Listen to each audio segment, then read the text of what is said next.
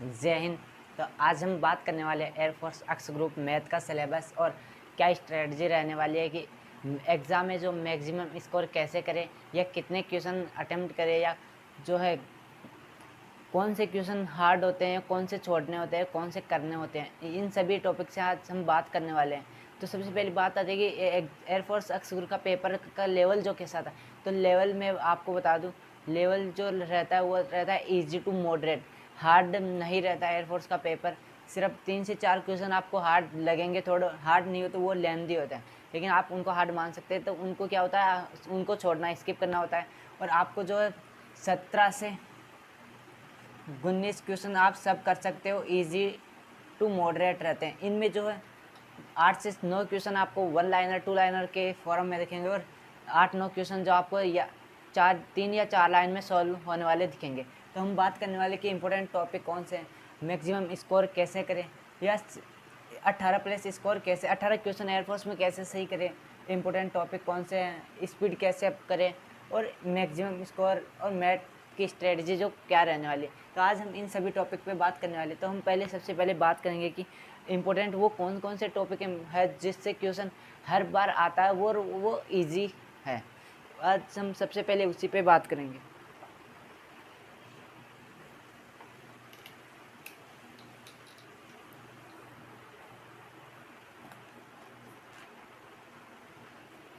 तो बात आती है, पहले स्टार्ट करते हैं सेट समुच्चय और समुच्चय। पहला टॉपिक, हम इम्पोर्टेंट टॉपिक की बात कर रहे हैं जिनसे क्वेश्चन जो आराम से आते ही आते हैं और ज़्यादा हार्ड नहीं आते, वो इजी टू मॉडरेट रहते हैं। उन क्वेश्चंस की हम बात करेंगे। एक क्वेश्चन आपको देखने को, इजी क्वेश्चन देखने को मिलेगा सेट से, समुच्चय से, समुच्चय सिद्धांत और थ्योरी से। उसके बाद आपको समिश्र कॉम्प्लेक्स नंबर, समिश्र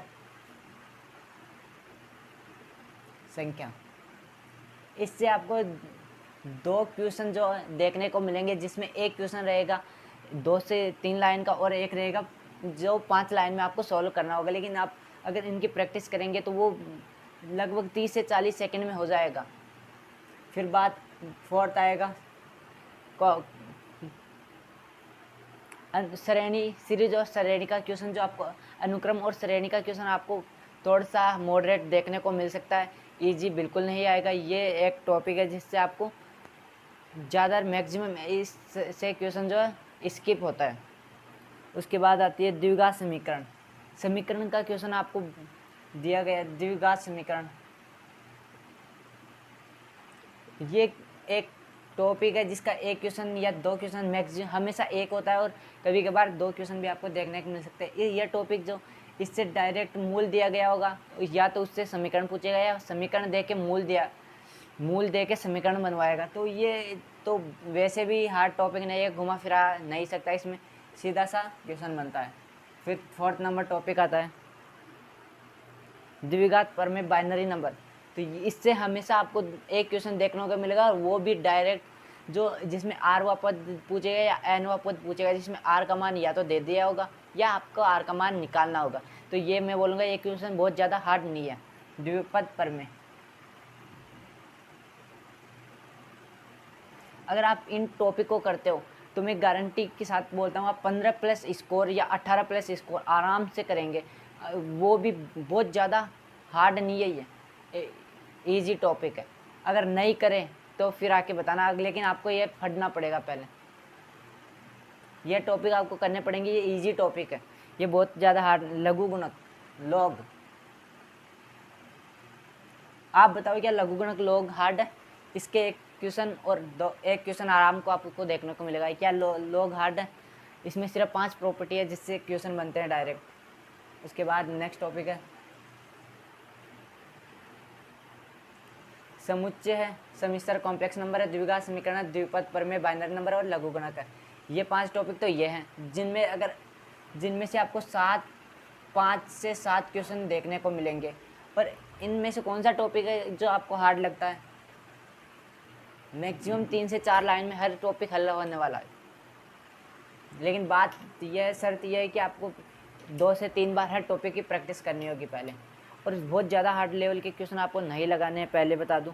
और मैंने भी एग्ज़ाम दिया एयरफोर्स का, मेरे 17 रॉ स्कोर, मैंने 17 नंबर किए, और तो आप भी कर सकते हो, बहुत ज़्यादा ये हार्ड नहीं है।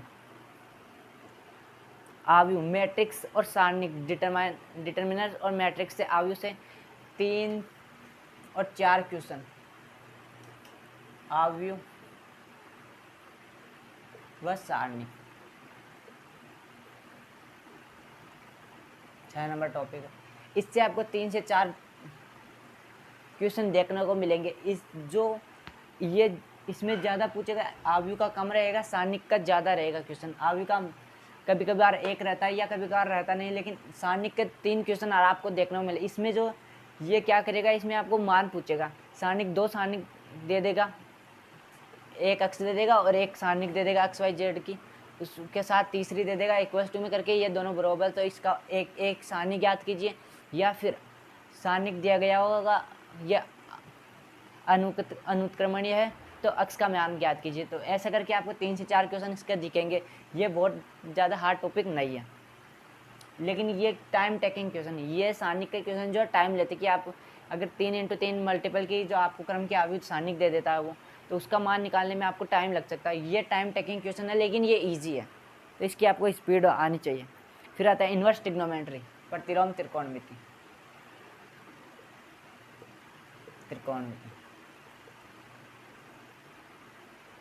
प्रतिलोम त्रिकोणमिति फलन, इससे आपको एक क्वेश्चन दिखेगा, बहुत ज़्यादा नहीं हार्ड रहेगा। उसमें जो या तो वो 2 लाइन में हो रहा होगा या 3 लाइन में, इससे ज़्यादा ये नहीं होगा, इतना ही होता है। 8 नंबर टॉपिक है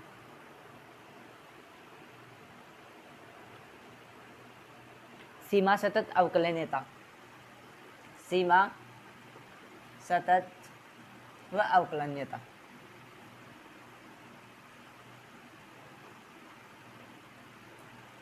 इससे आपको 2 क्वेश्चन देखने को मिलेंगे इन तीनों, सीमा सतत अवकलनीयता की फलन सतत या क्या है। उसके बाद आपको दिखेगा एक, इसमें जो आपको सीमा लिमिट दी गई होगी, मान दिया गया होगा, वो तो XY का मान पूछेगा, या जिसका आपको 1 बार अवकलन या 2 बार अवकलन करके हल हो जाएगा। फिर 9 नंबर का टॉपिक है अवकलन। अवकलन का एक क्वेश्चन आपको पक्का देखने को मिलेगा। ये बहुत ज़्यादा, ये भी हार्ड नहीं होगा, ये फॉर्मूला बेस्ड क्वेश्चन जो होगा।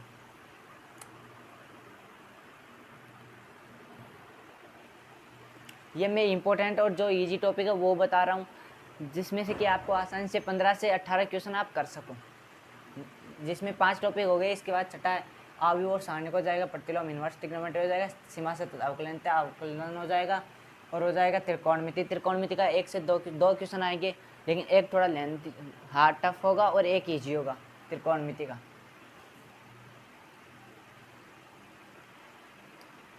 दो आएंगे, एक ईजी होगा और एक थोड़ा हार्ड होगा, तो आपको एक होगा आपसे, एक नहीं होगा, ये मैं आपको पहले बता दूँ। सिर्फ एक क्वेश्चन आप ट्रिग्नोमेट्री का करोगे, एक छोड़ के आओगे।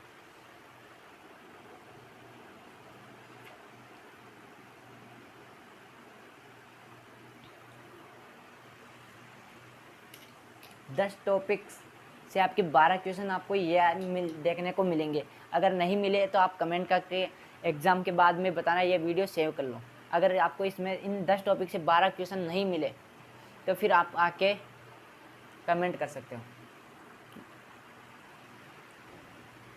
समाकलन से आपको समाकलन निश्चित और अनिश्चित दोनों समाकलन से आपको 3 क्वेश्चन मिलेंगे। कभी कभार निश्चित के 2 देगा और अनिश्चित के 1 देगा, कभी कभार अनिश्चित के 2 देगा, और ऐसे टोटल आपको समाकलन के 3 क्वेश्चन देखने को मिलेंगे, जिसमें आपको 2 आराम से आ रहे होंगे और एक आपको नहीं आएगा।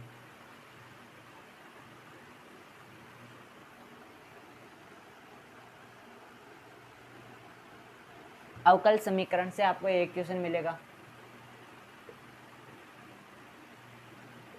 अवकल समीकरण से आपको 1 क्वेश्चन देखने को मिलेगा जो इजी होगा, जिसमें आपको या तो घात या कोटि बतानी होगी, या फिर वो उसका व्यापक हल पूछ रहा होगा। अब आपको कॉनिक सेक्शन से, जैसे कॉनिक सेक्शन में पैराबोला, हाइपरबोला है, इनसे आपको 2 क्वेश्चन देखने को मिलेंगे, 2 से 3, लेकिन 2 क्वेश्चन आपको वो देखने को मिलेंगे जो डायरेक्ट रेक्टस रेक्टम में नाभिलम नियता या मूल बिंदु पूछ रहा होगा, या फोकस पूछ रहा होगा, या फिर नियता का समीकरण या डायरेक्ट्रिक्स, यही सब पूछ रहा होगा इसमें कॉनिक सेक्शन में, जिसमें आपको हाइपरबोला और पैराबोला दीर्घवृत्त